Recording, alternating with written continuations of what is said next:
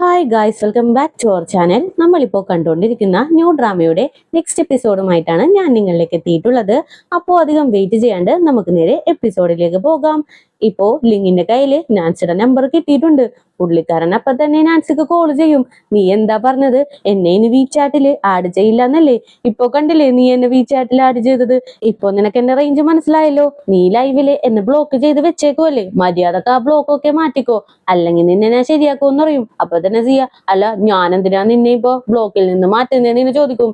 നിനക്കറിയാലോ, നീ ഇപ്പോ മ്യൂസിക് പഠിപ്പിക്കാൻ വരുന്ന ആന്റിയുടെ ഒരേ ഒരു മോനാണ്. ആ ആന്റിയുടെ ഒരേ ഒരു പ്രിൻസ്. അത് നീ മനസ്സിലാക്കി വേണം എന്നോട് ഇനി മുട്ടാനായിട്ട്. നീ ഇനിയും ആ ബ്ലോക്കിൽ നിന്ന് എന്നെ മാറ്റിയിട്ടില്ലെങ്കിൽ നീ എന്റെ അമ്മേനെ മ്യൂസിക് പഠിപ്പിക്കാനായിട്ട് വരുമ്പോ ചിലപ്പോഴൊക്കെ ലേറ്റ് ആവില്ലേ? അങ്ങനെ ലേറ്റ് ആകുമ്പോ ഓരോ നിമിഷവും ഞാൻ 10 ചെയ്യാൻ വെച്ച് കട്ട് ചെയ്ത് കളയുമെന്ന് പറയും. അങ്ങനെ ഇവളെ ടോർച്ചർ ചെയ്തുകൊണ്ടിരിക്കും. അവസാനം വേറെ നിവർത്തിയില്ലാണ്ട് ഇവനെ ബ്ലോക്ക് ലിസ്റ്റിൽ നിന്ന് മാറ്റി ഇവളുടെ പോസ്റ്റ് ഒന്നും കാണാത്ത വിധത്തില് ഇവനെ ആഡ് ചെയ്തിടും. ഇത് കാണുമ്പോൾ ഇങ്ങനെ വീണ്ടും ഭ്രാന്ത് കയറും. നിനക്ക് എന്ത് ധൈര്യമുണ്ട്? മര്യാദക്ക് നീ എന്നെ എല്ലാ ബ്ലോക്കിൽ നിന്ന് മാറ്റിയില്ലെങ്കിൽ ഞാൻ പറഞ്ഞതില്ലേ 10 ചെയ്യാനെന്നുള്ളത് 500 ചെയ്യാനാക്കോന്നും പറഞ്ഞ് വീണ്ടും ഭീഷണിപ്പെടുത്തും. നാൻസിക്ക് തലേന്നൊക്കെ പുക വരുന്നുണ്ട്. ഇവന് മെന്റലാണ്, എനിക്ക് മനസ്സിലായി എന്നും പറഞ്ഞ് പൊലമ്പിക്കൊണ്ട് നിൽക്കാണ്. അങ്ങനെ സീൻ കട്ട് ചെയ്താല് ഞാനും ജിൻഷിയും കൂടി നൈറ്റ് ഒരു ഡിന്നറിന് പോവാന്ന് പറഞ്ഞിട്ടില്ലേ, അതൊരു ചെറിയ പ്രൈവറ്റ് ഡിന്നർ പോലെയാണ്. അങ്ങനെ അങ്ങോട്ടേക്ക് ചെന്നിരിക്കും. നമ്മുടെ ജിൻഷി രാവിലെ ഒരു ഡോക്ടറിനെ മീറ്റ് ചെയ്യാനായിട്ട് പോയില്ലേ, അയാൾ വരെ ആ ഒരു ഡിന്നറിന് ഉണ്ടാകും. അങ്ങനെ ഡിന്നറൊക്കെ സ്റ്റാർട്ട് ചെയ്യും. ഒരാളാണെങ്കിലോ യാനിന്റെ അടുത്ത് ഇത്തിരി ഡ്രിങ്ക്സ് ഒഴിക്കട്ടെ എന്ന് ഇങ്ങനെ ചോദിക്കും. വേണ്ട വേണ്ട, ഞാനിന്ന് ഡ്രിങ്ക്സ് കഴിക്കുന്നില്ല എന്നും പറഞ്ഞ് ജിൻഷിക്കും അവനും ടീ ഒഴിച്ച് രണ്ടുപേരും അങ്ങനെ ടീ കുടിച്ചുകൊണ്ടിരിക്കും. അതിനിടയിൽ ഒരാള്, മിസ്റ്റർ യാൻ, നിങ്ങൾ ഡോക്ടർ ക്ലൗഡിന് കുറെ അപ്ഡേഷൻസ് ഒക്കെ കൊടുത്തുകൊണ്ടിരിക്കുന്നുണ്ടല്ലോ, അതെന്തുകൊണ്ടാണ്? ഫ്യൂച്ചറിൽ നിങ്ങളുടെ പ്ലാൻ എന്താണെന്ന് ഇങ്ങനെ ചോദിക്കും. അപ്പൊ തന്നെ ഞാനും, അതായത് ഹ്യൂമൻസിന്റെ 80% ഡിസീസും AI തന്നെ കണ്ടെത്തി അതിന് ട്രീറ്റ്മെന്റ് കൊടുക്കണം. ബാക്കിയുള്ള 20% ഡിസീസും ഇത്തിരി ഹൈ ആയിരിക്കുമല്ലോ, അത് ഡോക്ടേഴ്സ് ഇടപെട്ട് ട്രീറ്റ്മെന്റ് ചെയ്യണം. ഇതാണ് എന്റെ ഗോള്. ഇങ്ങനെ റോബോട്ട്സിനെയൊക്കെ ട്രീറ്റ്മെന്റിൽ ഇറക്കി കഴിഞ്ഞാല് ബാക്കിയുള്ള എല്ലാവർക്കും തന്നെ വൈദ്യസഹായം കിട്ടും. ഇതാണ് എന്റെ ഏറ്റവും വലിയ ലക്ഷ്യം എന്ന് പറയും. എന്തായാലും ഈ ഒരു പ്രോജക്റ്റ് എല്ലാവർക്കും തന്നെ ഇഷ്ടപ്പെട്ടിട്ടുണ്ട്. എല്ലാവരും നല്ല രീതിയിൽ യാനിനെ സപ്പോർട്ട് ചെയ്യാനായിട്ട് തുടങ്ങും. അതേ ടൈം ലില്ലി ആണെങ്കിലോ നമ്മുടെ ജിസോന്റെ അടുത്ത് ഡിന്നറിന് വരില്ല എന്നും പറഞ്ഞ് ഈസോയിന്റെ കൂടെ ഡിന്നർ ഇപ്പൊ കഴിച്ചുകൊണ്ടിരിക്കുകയാണ്. അതേ ടൈം ജിൻഷി ആണെങ്കിലോ ഒരു സാൻഡ്വിച്ച് എടുത്ത് അതിലൊരുപാട് സോസ് ഒക്കെ ഒഴിച്ച് ആ സോസ് ഒക്കെ നിലത്തിട്ട് ഒരു കണക്കിനാണ് തിന്നുന്നത്. ഇത് കാണുമ്പോ ഞാനൊരു ടിഷ്യൂ പേപ്പർ എടുത്ത് നമ്മുടെ ജിൻഷിക്ക് കൊടുക്കും. അതിനുശേഷം എല്ലാവരുടെ അടുത്തും ജിൻഷിനെ കുറിച്ച് പറയാനും തുടങ്ങും. ഈച്ചൻ എന്നുള്ള പുതിയ ഒരു കമ്പനി ജിൻഷിയാണ് റൺ ചെയ്യുന്നത്.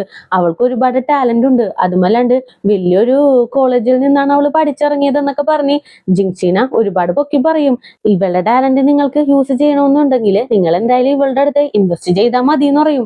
ഇത് കേൾക്കുമ്പോൾ ഒരു ഇൻവെസ്റ്റർ ആണെങ്കിലോ, ഞാനുണ്ടല്ലോ സ്കൂൾ കാലഘട്ടത്തിലൊക്കെ ബാസ്കറ്റ് ബോൾ കളിക്കാനായിട്ട് നിങ്ങളുടെ കോളേജിലാ വന്നേന്നും പറഞ്ഞ് അതിനെപ്പറ്റി സ്റ്റാർട്ട് ചെയ്യും. അപ്പൊ തന്നെ ഞാൻ ഇടയ്ക്ക് കയറി അടുത്ത ഡിസ്കഷൻ എന്താന്ന് ചോദിക്കും. ആ ടൈമിനാണ് ലീ എന്ന പേരുള്ള ഡോക്ടർ ജിൻഷിനെ നോക്കി, ഫ്യൂച്ചറിൽ നിനക്ക് എന്തെങ്കിലും ഹെൽപ്പ് വേണമെങ്കിൽ നീ എന്നെ കോണ്ടാക്ട് ചെയ്താൽ മതി എന്ന് പറയും. അപ്പൊ തന്നെ ഞാൻ, ശരിയാണ്, എന്തായാലും നീ ഇപ്പൊ തന്നെ നമ്പർ വാങ്ങിച്ചോ, അതാ നിനക്ക് നല്ലതെന്ന് പറയും.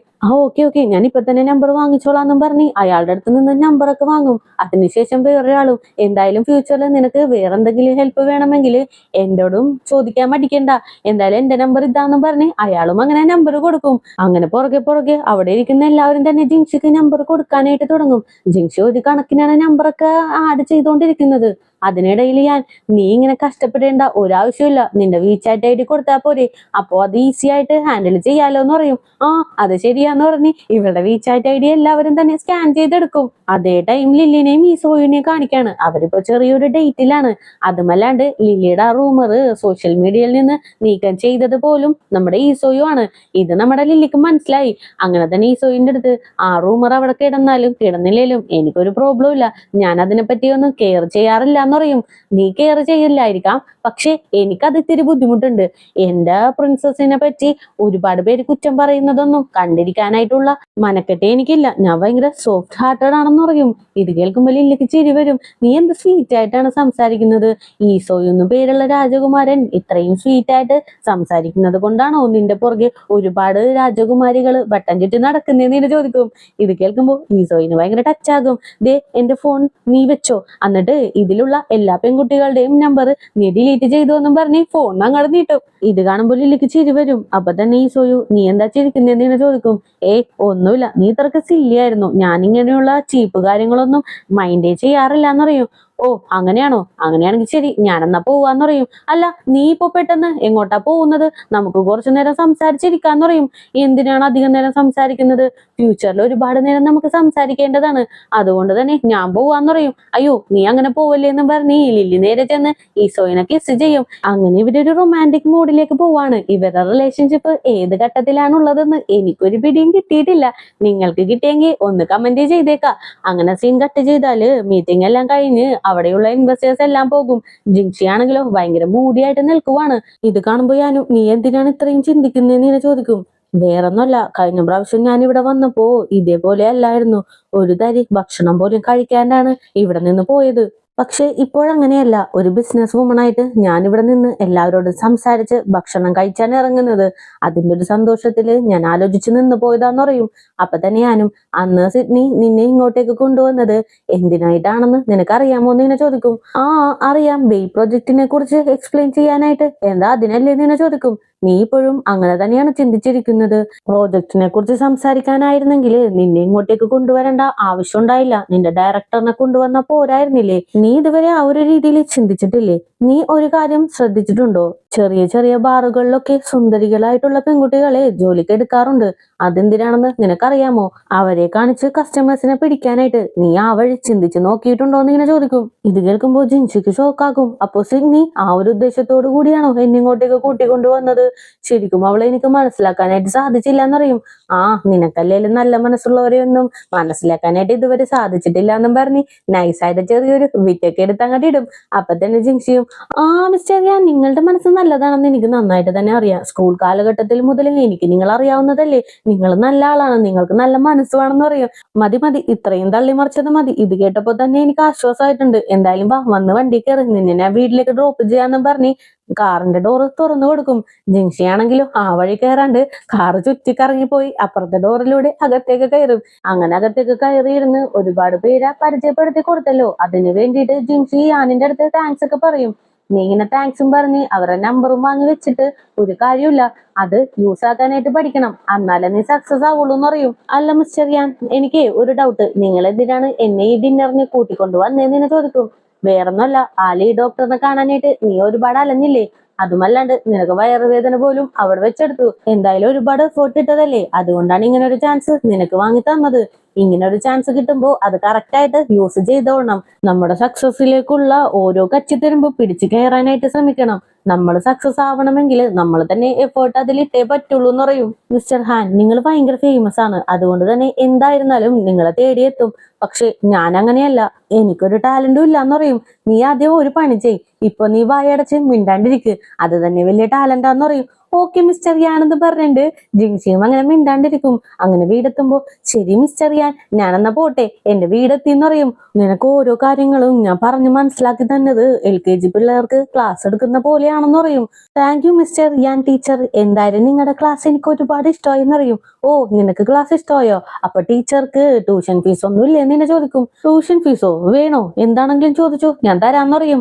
അങ്ങനെയാണെങ്കിൽ 5% ഷെയർ കൂടി എനിക്ക് കൂട്ടി തരണമെന്ന് പറയും. ദൈവമേ, നീ ഈ കാര്യം വിട്ടില്ലേ, ഞാൻ എന്തായാലും പോവാണ്, ഞാൻ എല്ലാം മറന്നുപോയി, എനിക്ക് ഉറക്കം വരുന്നു, പോവാണ്, ബൈ എന്നൊക്കെ പറഞ്ഞ് ജിൻസി ഇങ്ങനെ ഹാപ്പി ആയിട്ട് മുകളിലേക്ക് കയറി പോകും. ആ ടൈമിന് അസിസ്റ്റന്റിന്റെ അടുത്ത് എല്ലാം ഓക്കെ അല്ലേ എന്ന് ചോദിക്കും.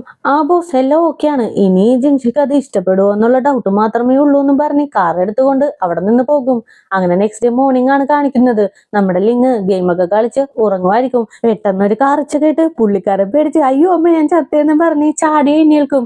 നമ്മുടെ നാൻസി എല്ലാ ദിവസവും രാവിലെ മ്യൂസിക് പ്രാക്ടീസ് ചെയ്യണമെന്ന് ലിങ്ങിന്റെ അമ്മയുടെ അടുത്ത് പറഞ്ഞിട്ടുണ്ട്. അതിനു വേണ്ടിയിട്ടാണ് ഈ കാറിച്ച മൊത്തം കാറിക്കൊണ്ടിരിക്കുന്നത്. ഇത് കാണുമ്പോൾ ഇങ്ങനെ ഭ്രാന്ത് കയറി, അമ്മ എന്തിനാണ് അമ്മ ഇങ്ങനെ കിടന്ന് കാറുന്നത്, അടുത്ത വല്ല കഴുതയൊക്കെ ഉണ്ടെങ്കിൽ അവര് കയറുമ്പോട്ട് ചോടുമെന്ന് പറയും. നീയാണ് ഈ പറയുന്നത്, രാവും പകരും ഗെയിമും കളിച്ച് കിടക്കുവാണ്, എന്റെ അവസ്ഥ നിനക്കറിയില്ലല്ലോ, അടുത്ത വീക്കാണ് എനിക്ക് കോമ്പറ്റീഷൻ, അതിനു മുമ്പ് എന്റെ സൗണ്ടൊക്കെ ശരിയാക്കണ്ടേ, അതുകൊണ്ട് എന്റെ ടീച്ചർ പറഞ്ഞതാണ് കിട്ടുന്ന ടൈമിനൊക്കെ പ്രാക്ടീസ് ചെയ്യണമെന്ന്, അതുകൊണ്ടാണ് ഞാൻ പ്രാക്ടീസ് ചെയ്യുന്നതെന്നും പറഞ്ഞ് ലിങ്ങിനെ നോക്കി ഒന്നും കൂടി കാറി കൊടുക്കും. എന്റെ പൊന്നോ, എനിക്ക് ഈ കാറിച്ച കേൾക്കാൻ വയ്യ, എന്താന്ന് വെച്ചാൽ കാണിച്ചു എന്ന് പറഞ്ഞ് ലിങ്ങും അവിടെ നിന്ന് പോകും. അങ്ങനെ നാൻസിയും അങ്ങോട്ടേക്ക് വന്ന് അമ്മേനെ പാട്ടൊക്കെ പഠിപ്പിച്ച് പോവാനായിട്ട് നിൽക്കുമ്പോ അമ്മക്കാണെങ്കിലോ സങ്കടം. മോൾക്ക് പെട്ടെന്ന് തന്നെ പോണോ, നമുക്ക് ഫുഡ് കഴിച്ചിട്ട് പോയാ പോരെന്ന് ചോദിക്കും. അയ്യോ ആന്റി, എനിക്കത് പറ്റില്ല, എനിക്ക് ചെന്നിട്ട് അത്യാവശ്യമുള്ളതാണ്, വീട്ടിൽ ചെന്നിട്ട് വേണം എനിക്ക് ലൈവ് ഇടാനെന്ന് പറയും. ഓ, ഇതൊരു ചെറിയ ലൈവ് അല്ലേ, അതിപ്പോ ഇവിടെ ഇരുന്നാലും ഇടാലോ, മോളകത്ത് കയറി ഇരുന്ന് ലൈവ് ചെയ്തോന്നറിയും. ആ ഓക്കെ എന്നും പറഞ്ഞ് അങ്ങനെ നാൻസിയും ലൈവ് ഇടും.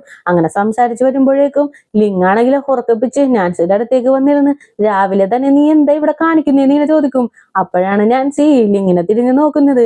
ഇവനാണെങ്കിലും ഷർട്ടൊന്നും ഇട്ടിട്ടില്ല. പെട്ടെന്ന് ഇത് ലൈവാണെന്ന് മനസ്സിലാക്കി ലിങ് വെച്ചെടുക്കും. ഇവന്റെ ബോഡി കണ്ട് നമ്മുടെ നാൻസിയും വെച്ചെടുക്കും. പിന്നെ എന്താണ് 18+ കണ്ടന്റ് ലൈവിൽ കാണിച്ചു എന്നും പറഞ്ഞ് നാൻസിയുടെ അക്കൗണ്ട് തന്നെ ബാൻ ആകും. നാൻസിക്കാണെങ്കിലോ ഭ്രാന്ത് കയറി ലിങ്ങിനെ നോക്കി പേടിപ്പിക്കും. നീ എന്തിനാണ് എന്നെ ഇങ്ങനെ നോക്കി പേടിപ്പിക്കുന്നത്, നീ ഇങ്ങനെ തന്നെ നോക്കല്ലേ, എനിക്ക് പേടിയാവുന്നുണ്ട്, ഈ സൂപ്പൊന്ന് കുടിച്ചേ, നീ ഇത് കുടിക്ക അപ്പൊ സമാധാനമാവും അറിയും. ഓടാ, ഇത്ര നേരം ലൈവ് ഇട്ടാ എനിക്ക് എന്തോരം കാശ് കിട്ടുമെന്നറിയാമോ, ഇപ്പൊ അതെല്ലാം പോയി എന്നും പറഞ്ഞ് ഉരുണ്ട് വരണ്ടോണ്ടിരിക്കും. നീ വിഷമിക്കണ്ട, അതിന്റെ കാശ് ഞാൻ തന്നോളാന്നും പറഞ്ഞ് ഏകദേശം കാര്യം സോൾവ് ചെയ്യും. അങ്ങനെ സീൻ കട്ട് ചെയ്താല് ഓഫീസിൽ കാണിക്കാണ് ന്യൂ ഇയർ ആണ് വരുന്നത്. അതിനു വേണ്ടിയിട്ട് ജിസോയാണെങ്കിലോ അവിടെയുള്ള എംപ്ലോയിക്കും ജിൻസിക്കും ലില്ലിക്കും ഗിഫ്റ്റ് വാങ്ങും. ലില്ലിക്കാണെങ്കിലും നല്ല വില കൂടിയ ഗിഫ്റ്റും ബാക്കിയുള്ള ആ എംപ്ലോയിക്കും ജിൻസിക്കും ഒരു ചെറിയ പാവയും ഗിഫ്റ്റ് ആയിട്ടൊക്കെ കൊടുക്കും. അതേ ടൈമാണ് ഞാൻ നമ്മുടെ ജിൻസിക്ക് കോൾ ചെയ്യുന്നത്. നീ ഇപ്പോ എവിടെയാണ്, നാട്ടിലേക്ക് പോയോ എന്ന് ചോദിക്കും. ഞാൻ നാട്ടിലേക്ക് പോയിട്ടില്ല, വർക്ക് പെൻഡിങ്ങും കിടക്കുമല്ലേ, അതുകൊണ്ട് തന്നെ ഓവർ ടൈം വർക്ക് ചെയ്യാന്ന് വിചാരിച്ചു, അതുകൊണ്ട് ന്യൂ ഇയറിന് ഞാൻ നാട്ടിലേക്ക് പോകുന്നില്ല എന്ന് പറയും. അങ്ങനെയാണെങ്കിൽ ഞാൻ നിന്നെ കാണാനായിട്ട് വരുന്നുണ്ടെന്നും പറഞ്ഞ് കോള് കട്ട് ചെയ്യും. ആക്ച്വലി നമ്മുടെ ഞാൻ ജിൻസിക്ക് വേണ്ടിയിട്ട് കുറച്ച് ഗിഫ്റ്റ് വാങ്ങി വെച്ചിട്ടുണ്ട്, അത് കൊടുക്കാൻ വേണ്ടിയിട്ടാണ് ഇപ്പൊ വിളിക്കുന്നത്. അതേ ടൈം നാൻസിനെ കാണിക്കാണ്. ലൈവ് ചെയ്യുമ്പോൾ കിട്ടുന്ന ക്യാഷ് ലിങ് അയച്ചു കൊടുക്കാന്ന് പറഞ്ഞിട്ടുണ്ടല്ലോ, ഇപ്പൊ കുറച്ച് ക്യാഷ് ലിങ് നാൻസിയുടെ അക്കൗണ്ടിലേക്ക് അയച്ചു കൊടുക്കും. ഇവളാണെങ്കിലോ കാൽക്കുലേറ്റ് ചെയ്ത് എടാ പൊട്ട, ഇത്ര മണിക്കൂർ ഞാൻ ലൈവ് ചെയ്താ ഇത്രയും ക്യാഷ് കിട്ടുമെന്നും പറഞ്ഞ് കണക്കൊക്കെ കൂട്ടി മെസ്സേജ് ആയിട്ട് ടൈപ്പ് ചെയ്യും. പിന്നെയാണ് പുള്ളിക്കാരിക്ക്, അല്ല ഞാൻ എന്തിനാണ് ഈ കണക്കൊക്കെ അവന്റെ അടുത്ത് പറയുന്നത്, ഇങ്ങനെയുള്ള കണക്കൊക്കെ കണ്ടാൽ ഞാനൊരു എച്ചിയാണെന്ന് അവൻ വിചാരിക്കില്ലേ, അതൊന്നും ശരിയാവില്ല എന്നും പറഞ്ഞ് അതങ്ങനെ തന്നെ ഡിലീറ്റ് ചെയ്ത് വിടും. ഇതാണെങ്കിലോ ഡിലീറ്റ് ചെയ്യുമ്പോഴാണ് ലിങ് കാണുന്നത്.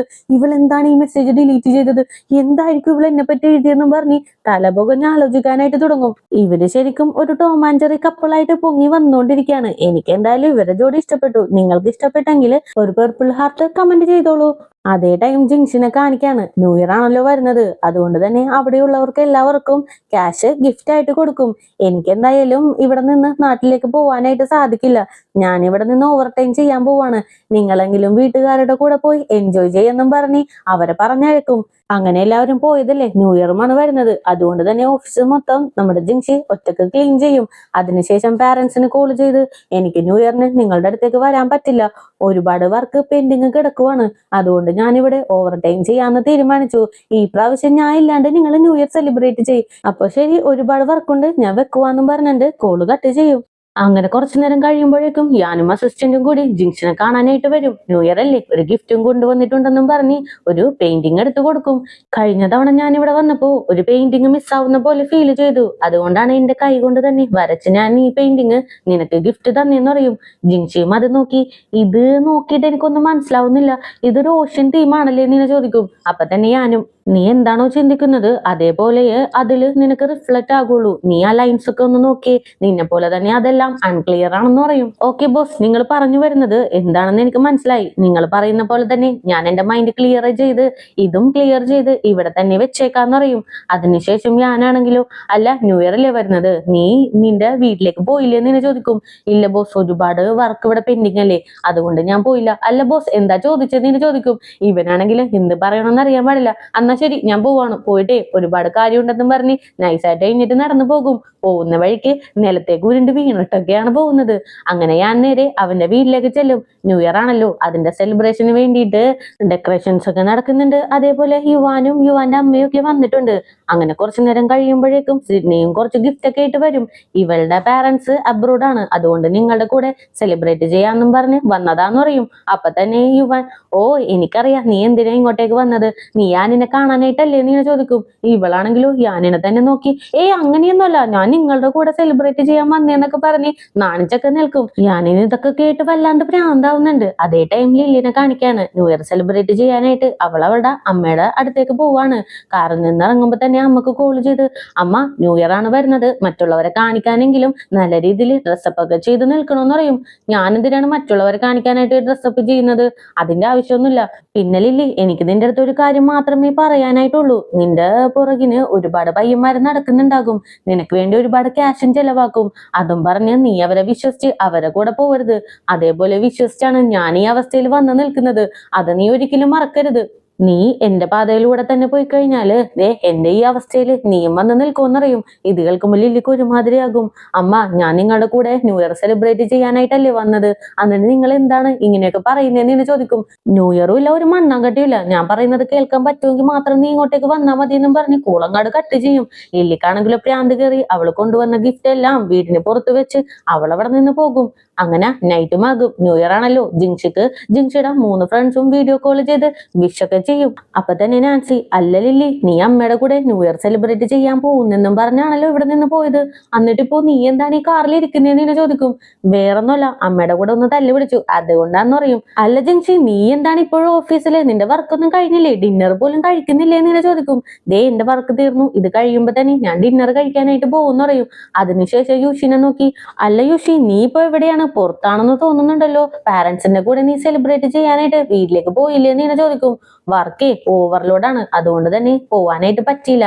ഇപ്പൊ ഞാൻ കൊളീഗിന്റെ കൂടെ ഡിന്നർ കഴിക്കാനായിട്ട് വന്നേക്കുവാണ്. എന്തായാലും എന്റെ കൊളീഗ് വന്നു, ഞാൻ വെക്കുവാന്നും പറഞ്ഞ് യുഷി ടാറ്റ ബൈബി ഒക്കെ പറഞ്ഞ് കോള് കട്ട് ചെയ്യും. അപ്പൊ തന്നെ ഞാൻ ചെയ്യും, എന്നാ ശരിയടി, എനിക്ക് ലൈവ് ഇടാൻ ടൈമായി എന്നും പറഞ്ഞ് അവള് പോകും. അങ്ങനെ ലില്ലിയും പോകും. അവസാനം ജിൻഷി ഓഫീസിലിരുന്ന് വീണ്ടും വർക്ക് ചെയ്യാനായിട്ട് സ്റ്റാർട്ട് ചെയ്യും. അതേ ടൈം യുഷിനെ കാണിക്കാണ്. കൊളീഗിന്റെ കൂടെ ഡിന്നർ കഴിക്കാനായിട്ടാണ് വന്നതെന്ന് ഇവരുടെ അടുത്ത് പറഞ്ഞില്ലേ, പക്ഷെ ഇപ്പൊ അങ്ങോട്ടേക്ക് വരുന്നത് ഈച്ചനാണ്. ഞാൻ ലേറ്റ് ആയോ എന്ന് ചോദിക്കും. ഇല്ല, ഞാനും ഇപ്പോഴാ വന്നേന്ന് പറയും. അന്നാതെ ഇത് പിടിച്ചോ, എന്റെ പാരന്റ്സ് നിനക്ക് വേണ്ടിയിട്ട് തന്ന ന്യൂ ഇയർ ഗിഫ്റ്റ് ആണെന്ന് പറയും. ഓക്കെ എന്നും പറഞ്ഞ് അത് വാങ്ങി വെക്കും. ആക്ച്വലി കഴിഞ്ഞ തവണ പാരന്റ്സിന്റെ ഇഷ്യൂസ് സോൾവ് ചെയ്യാനായിട്ട് ഇവളാണല്ലോ ക്യാഷ് കൊടുത്ത് ഹെൽപ്പ് ചെയ്തത്. അതിനൊരു താങ്ക്സ് പറയുന്ന രീതിയിൽ ഗിഫ്റ്റ് വാങ്ങി കൊടുത്തതാണ്. അങ്ങനെ ഈച്ചനും, എന്നാ നമുക്ക് ഡിന്നർ സ്റ്റാർട്ട് ചെയ്യാം, നിനക്ക് ഏത് ഡിഷാണ് ഇഷ്ടമെന്ന് ചോദിക്കും. അങ്ങനെ എനിക്ക് ഇഷ്ടാനിഷ്ടങ്ങളില്ല, നിനക്ക് ഇഷ്ടമുള്ള ഡിഷ് എനിക്ക് എന്തായാലും ഇഷ്ടപ്പെടും എന്ന് പറയും. എന്തായാലും ഈച്ചനെ കറക്കി എടുക്കാനായിട്ടുള്ള എല്ലാ പ്ലാനും യൂഷി ഇട്ട് കഴിഞ്ഞു എന്ന് ഈ ഒരു ഡയലോഗിലൂടെ നമുക്ക് മനസ്സിലാക്കാം. അങ്ങനെ സീൻ കട്ട് ചെയ്താല് ജിൻഷി ഒരു ഹോട്ടലിലേക്ക് ചെല്ലും. പക്ഷെ അവിടെയുള്ളവരാണെങ്കിലോ പ്രീ ബുക്ക് ചെയ്തവർക്ക് മാത്രമേ ഇവിടെ ഡിന്നർ അറേഞ്ച് ചെയ്തിട്ടുള്ളൂ എന്ന് പറയും. ഇത് കേൾക്കുമ്പോൾ ജിൻഷിക്ക് എന്ത് ചെയ്യണമെന്ന് അറിയാൻ പാടില്ല, വല്ലാണ്ട് വിശക്കുന്നുണ്ട്. ആ ടൈമിനാണ് ഈസോയോ അങ്ങോട്ടേക്ക് വരുന്നത്. ജിൻഷി, നീയോ ഡിന്നർ കഴിക്കാനായിട്ട് വന്നേക്കുവാണോ? എന്തായാലും ഇവൾക്കുള്ള ഡിന്നറും കൂടി ഇവർ അറേഞ്ച് ചെയ്തേക്കെന്നും പറഞ്ഞ് ഈസോയോ അവിടെ പറയും. അവരും അങ്ങനെ ഓക്കെ അടിക്കും. ജിൻഷി ഇത് കേട്ട് താങ്ക്സ് ഒക്കെ പറയും. കഴിഞ്ഞ തവണ നിന്നെ ഞാൻ കണ്ടപ്പോ ഒരു കമ്പനിയില് ഒരു ടെക്നിക്കൽ എഞ്ചിനീയർ ആയിട്ടാണ് വർക്ക് ചെയ്തുകൊണ്ടിരുന്നത്, പക്ഷെ ഇപ്പൊ അങ്ങനെയല്ല, സംതിങ് സ്പെഷ്യൽ ആണ്. ഇപ്പൊ എന്റെ മുൻപിൽ നിൽക്കുന്ന ജിഷി ഒരു ബിസിനസ് വുമൺ ആണ്. അതുമല്ലാണ്ട് ഞാൻ നിങ്ങളുടെ കമ്പനിയിൽ ഇൻവെസ്റ്റ് ചെയ്തു എന്ന് പറഞ്ഞു. എന്താ സത്യമാണോ എന്ന് ചോദിക്കും. അതെ അതെ, സത്യമാണെന്ന് ജിൻഷിയും പറയും. അപ്പൊ തന്നെ ഈസോയു അവിടെ നിൽക്കുന്ന ലേഡിയുടെ അടുത്ത്, മിസ് ജിൻഷിക്ക് വേണ്ടിയിട്ട് നമ്മുടെ സ്പെഷ്യൽ ഷെഫിന്റെ അടുത്ത് പുള്ളിക്കാരന്റെ സ്പെഷ്യൽ സിഗ്നേച്ചർ ഐറ്റംസ് എല്ലാം റെഡിയാക്കി കൊടുക്കാനായിട്ട് പറയണം. മിസ്റ്റർ യാനുണ്ടല്ലോ, നമ്മുടെ ബിസിനസിന് വേണ്ടിയിട്ട് ഒരുപാട് ഹെൽപ്പ് ചെയ്തിട്ടുള്ളതാണ്. ഈ ചെറിയൊരു ഗിഫ്റ്റ് എന്റെ വക ഇരിക്കട്ടെ, ജിൻഷിയുടെ കയ്യിൽ നിന്ന് ഒരു പൈസ പോലും വാങ്ങില്ല എന്ന് പറയും. ജിൻഷിക്കും ഹാപ്പിയായി ഈസോയിന്റെ അടുത്ത് താങ്ക്സ് പറയും. അതുമല്ലാണ്ട് എനിക്ക് ഇങ്ങനെ ഒരു സ്പെഷ്യൽ പ്രയോറിറ്റി കിട്ടിയതിന് കാരണം മിസ്റ്റർ യാനാണല്ലോ, അപ്പോ യാനിന്റെ അടുത്തും കൂടി ഒരു താങ്ക്സ് പറഞ്ഞേക്കെന്ന് പറയും. എന്റെ താങ്ക്സ് ഞാൻ എടുത്തു, യാനിനോടുള്ള താങ്ക്സ് നീ ഡയറക്റ്റ് പറഞ്ഞാൽ മതി എന്നറിയും. ഓക്കെ, ഞാൻ പറഞ്ഞോളാന്ന് പറയും. എന്നാ ശരി, ഞാൻ പോവാണ്, ഹാപ്പി ന്യൂ ഇയർ എന്നും പറഞ്ഞ് ഈസോയോ അവിടെ നിന്ന് പോകും. അതേ ടൈം യാനിനെ കാണിക്കാണ്. അവന്റെ പാരന്റ്സ് മരിച്ചു പോയിട്ടുണ്ടല്ലോ, ഇപ്പൊ അവരുടെ പിക്കൊക്കെ എടുത്ത് വെച്ച് നോക്കി ഭയങ്കര ഫീൽ ചെയ്തോണ്ടിരിക്കും. ആ ടൈമിന് ഈസോയിന്റെ അടുത്ത് നിന്നും മെസ്സേജ് വരും. ജിൻഷി അവിടെ ഒറ്റക്ക് ന്യൂ ഇയർ സെലിബ്രേറ്റ് ചെയ്യാനായിട്ട് പോയേക്കുവാണ്, നീ അവളെ ഒറ്റക്ക് വിട്ടിട്ട് എവിടെയാണെന്ന് ഇങ്ങനെ ചോദിക്കും. അതിനൊരു റിപ്ലൈ കൊടുക്കുന്നതിന് മുമ്പ് തന്നെ സിഡ്നി യാനിന്റെ അടുത്തേക്ക് വരും. എനിക്കറിയാം നീ ഇവിടെ തന്നെ ഉണ്ടാവുമെന്ന്, കുഞ്ഞുനാൾ മുതലേ തന്നെ നിനക്കിത് ശീലമാണല്ലോ, അതുകൊണ്ടാണ് ഞാൻ കറക്റ്റ് ആയിട്ട് ഇങ്ങോട്ടേക്ക് വന്നേന്ന് പറയും. ഞാനാണെങ്കിലും ഇത് കേട്ടിട്ട് ഒന്നും മിണ്ടുന്നില്ല. ആ ടൈമിന് സിഡ്നി വീണ്ടും, എന്തായാലും ന്യൂ ഇയർ അല്ലേ, ഈ ന്യൂ ഇയർ ആയിട്ട് നിനക്ക് എന്റെ അടുത്ത് ഒന്നും പറയാനായിട്ടില്ലേ എന്ന് ഇങ്ങനെ ചോദിക്കും. ആ ടൈമിനാണ് യാനിന് നമ്മുടെ ജിങ്ഷിയുടെ അമ്മയുടെ അടുത്ത് നിന്നും കോള് വരുന്നത്. മോനെ, ജിങ്ഷി ഓഫീസില് വർക്ക് ഉണ്ടെന്നും പറഞ്ഞാണ് അവിടെ നിന്നത്. പക്ഷെ അവളിപ്പോ ഓഫീസിലും ഇല്ല, അവളെ വിളിച്ചിട്ട് എടുക്കുന്നുമില്ല. അവളെ എവിടെയാണെന്ന് എനിക്ക് അറിയില്ല മോനെ, നിനക്ക് അവളെ ഒന്ന് നോക്കാനായിട്ട് പറ്റുമോ? എനിക്ക് പേടിയായിട്ടാന്ന് പറയും. ആ ഓക്കെ ആന്റി, ആന്റി പേടിക്കണ്ട, ഞാൻ നോക്കിയിട്ട് വിളിക്കാന്നും പറഞ്ഞ് അവിടെ നിന്ന് പോവാനായിട്ട് നിൽക്കും. അപ്പൊ തന്നെ സിഡ്നി സ്റ്റോപ്പ് ചെയ്തിട്ട്, ഈ ന്യൂ ഇയറിന് നീ ഇവിടെ നിന്ന് പോയി കഴിഞ്ഞാല് ഗ്രാൻഡ് പാ സമ്മതിക്കുമെന്ന് നിനക്ക് തോന്നുന്നുണ്ടോ? എന്തായാലും നീ പേടിക്കണ്ട, അർജന്റ് മാറ്റർ ആണെങ്കിൽ നീ പോയിക്കോ, ഗ്രാൻഡ് പേയുടെ അടുത്ത് ഞാൻ കാര്യം പറഞ്ഞോളാന്ന് പറയും. ഇത് കേൾക്കുമ്പോ യാനിനും ഹാപ്പി ആയിട്ട് താങ്ക്സ് ഒക്കെ പറഞ്ഞ് അവിടെ നിന്ന് പോകും. എന്തായാലും ഇതോടുകൂടി തന്നെ ഇന്നത്തെ എപ്പിസോഡും കൂടി ഇവിടെ അവസാനിപ്പിക്കാണ്. നെക്സ്റ്റ് എപ്പിസോഡുമായിട്ട് എത്രയും പെട്ടെന്ന് തന്നെ വരുന്നതായിരിക്കും. അപ്പോൾ പുതിയ കൂട്ടുകാരെങ്കിലും നമ്മുടെ ഈ ചാനൽ വിസിറ്റ് ചെയ്തിട്ടുണ്ടെങ്കിൽ സബ്സ്ക്രൈബ് ചെയ്ത് കൂടെയുള്ള ബെല്ലൈക്കണും കൂടി എനേബിൾ ചെയ്ത് വെച്ചേക്കുക. കൂടെ തന്നെ വീഡിയോക്ക് ഒരു ലൈക്കും വീഡിയോനെ കുറിച്ചുള്ള അഭിപ്രായങ്ങൾ കമന്റിലൂടെയും അറിയിച്ച് ഞങ്ങളെ സപ്പോർട്ട് ചെയ്യുക. അപ്പോൾ നെക്സ്റ്റ് എപ്പിസോഡുമായിട്ട് വരുന്നവരേക്കും tata bye bye, see U.